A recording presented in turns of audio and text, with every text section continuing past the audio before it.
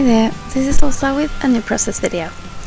Today I'm making a layout of the kind that I often come back to, and it's especially when I do one photo layouts. And this is a type of layout or a design that I often get a lot of compliments for, but a design that I'm not particularly fond of myself. I find that this is a get on the train kind of layout, and I have trouble varying it so that it becomes unique.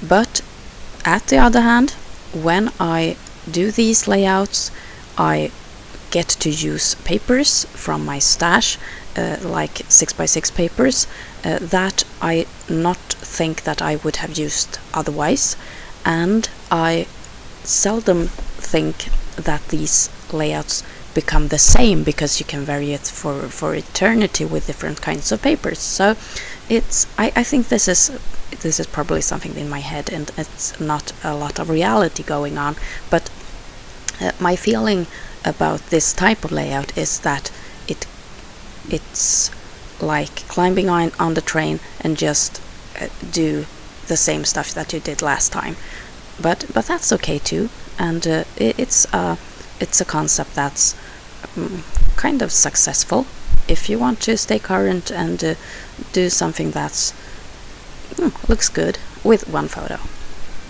So I grabbed a couple of 6x6 papers from the cut and paste collection from my mind's eye. This is one of the collections that's or the 6x6 paper pads that are still intact in my stash. When the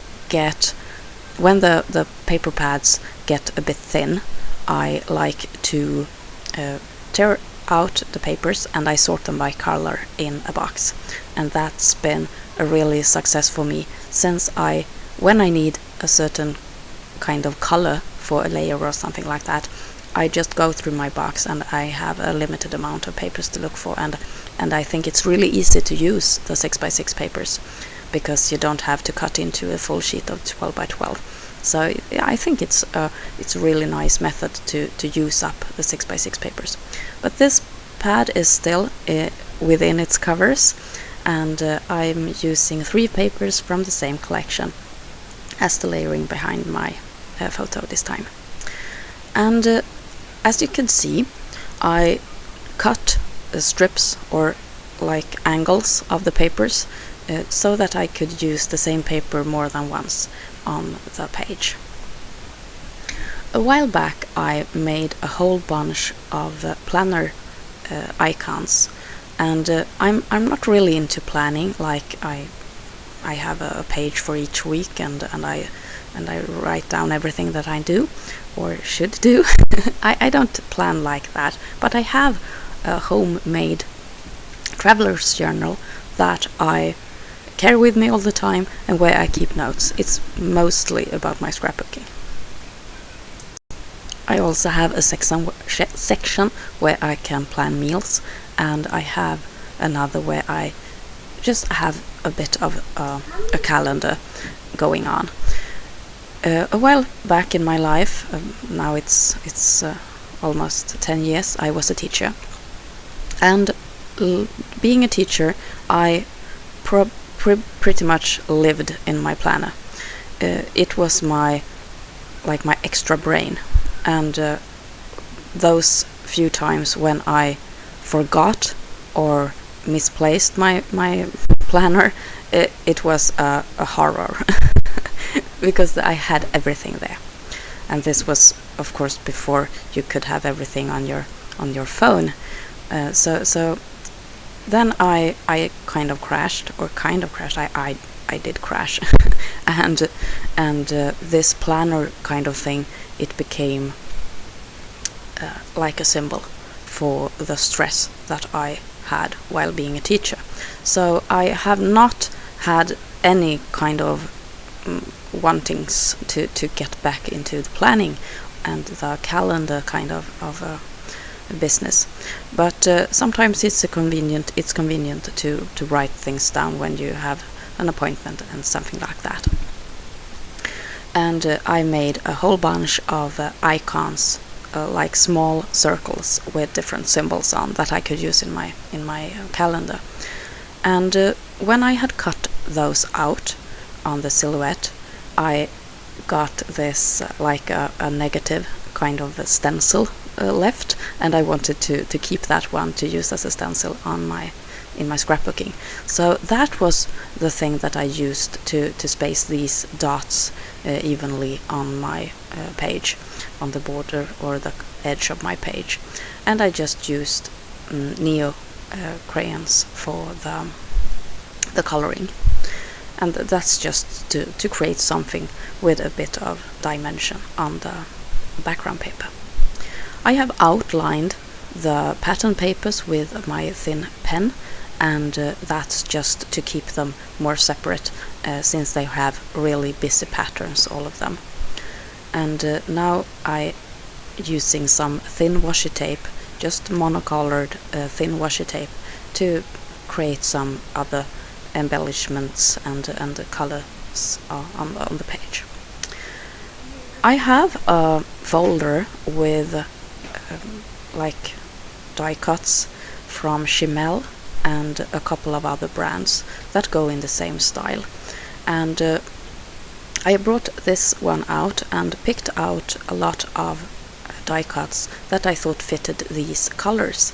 And that stack of books, for example, I think that was adorable, and it had gold, and it was really nice together with this photo of my daughter when she's on the phone with her grandmother.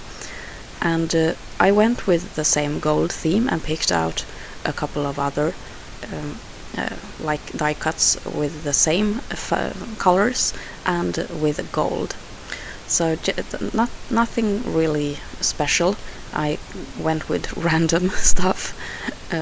I have telephones on the pattern papers, but that's the only one that I had. I got this radio instead, and some just labels with different words. And the largest one there is "You're Fabulous," and I think that will be what I think is the title of this page. Now I wanted to pick up on the gold, so I grabbed my bottle of wood veneers and I picked up just symbols and random stuff that I found there, and the 7 for the age of my daughter, and some geotags and stars and fun things. And now I want to foil them with decofoil, and this is really fun. I only have the gold one, but I think that's just perfect for now. On my shopping list for when my spending freeze is over. I don't want to call it a spending freeze anymore, but at least I don't scrapbook shop until summer vacation. And on my list for when I go shopping then is a roll of silver colored decofoil, because I think that would add really nice to my collection. So, but for now I only have the gold ones, so I'm putting some adhesive. No, it's tape. I fold it double and place it on the scrap piece of paper here, and I place the wood veneers on the tape so that it doesn't move around, and then I paint it with this glue that comes with the decofoil. And you can be quite excessive with the glue, but it has to dry before you apply the foil. And this is one of those steps in arts and crafts where you need to be patient, because you can't hurry this stuff. If you go and place foil on the adhesive when it's not dry, the foil won't stick. So it's really important if you want to have a full coverage. If you don't get the full coverage in the first place, you can add more glue, let it dry again, and place the foil on top again. So now this has dried. The magic of filming, you know.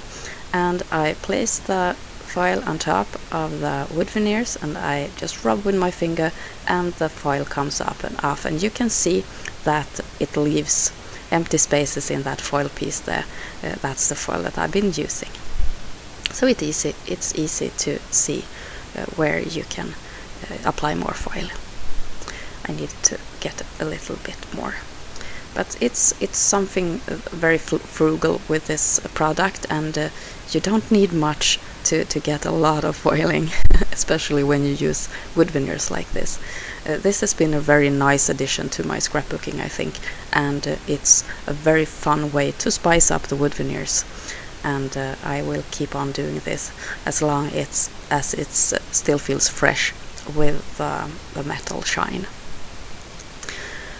This layout type comes with a diagonal preference of putting your embellishments, and for this time I did just that, and I placed everything from a upper left to low right diagonal, and I think that works really fine. Here are some close-ups. I hope that you have enjoyed this process video, and I hope to see you soon here on my channel again. Happy Easter, take care. This is Åsa. Bye!